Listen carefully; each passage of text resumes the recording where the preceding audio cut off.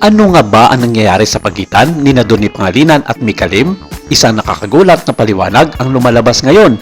Sa mundo ng social media, may mga pangalan na sapat nang mabanggit sa isang pangungusap upang agad na makakuha ng atensyon ng publiko. Kapag pinagsama ang dalawang personalidad na may malaking bilang ng mga tagahanga, hindi maiiwasang magkaroon ng iba't ibang mga reaksyon, mga kaka at talakayan online. Ito na marahil ang dahilan kung bakit naging isa sa mga pinaka-pinag-uusapang paksa kung makailan lamang ang mga pangalan ni Donnie Pangilinan at Mika Lim. Sa parehong online episode na pinalabas ni OG Diaz, ibinahagi ni Tita Cora, isang bagong recruit, ang nakakagulat na pag-unlad sa buhay ni Donnie Pangilinan. Tinatanong ni Tita Cora kung totoo bang kinikilig si Donnie Pangilinan kay Bini Mika matapos ibunyag ng isang source na pinauwi ng aktor ang babaeng miyembro ng grupo gamit ang kanyang sasakyan. Nasa after party si Mika ng cast ng Tayo sa Wakas kasama si Donnie Pangilinan kung saan ito ang huling proyekto ni Bel Mariano sa ngayon.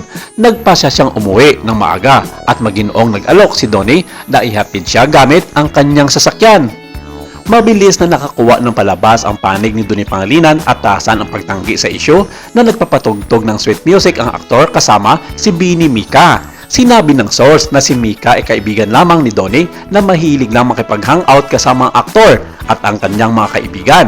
Pagkakaibigan lang ang meron sa pagitan nila na parang nakangiti na sabi ni OG Diaz. Pero ang ilan sa mga showbiz insiders at mga columnist ay hindi naniniwala sa ganito mga simpleng issue lamang dahil noon pa man daw nagbitaw na ng kanyang mga salita si OG Diaz sa isa sa kanyang mga episode vlog sa kanyang programa na OG Diaz Showbiz Update na hindi na nga nagkikita pa o naispatang magkasama sina Donnie at Bel sa ilang mga okasyon na bagay namang pinalagan ito ng kanilang mga fans.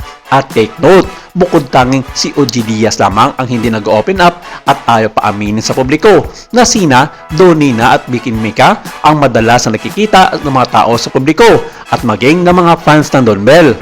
Sa naging payag kumakailan lamang na Esther Armoyo, kinumpirma ng kanyang mapagkatiwalaang source na hindi na normal bilang isang magkakaibigan sina Bini Mika at Donnie Pangilinan.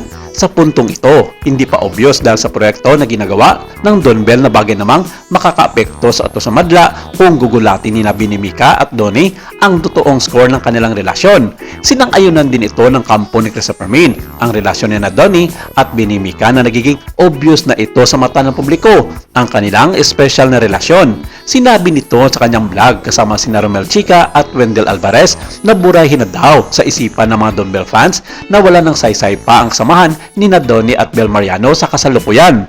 Dagdag pa ni Christopher Min, ang tao na raw musga sa kanilang mga nakikita sa publiko tungkol kina Donnie at Bini Mika kung ano ang mayroon sa dalawa.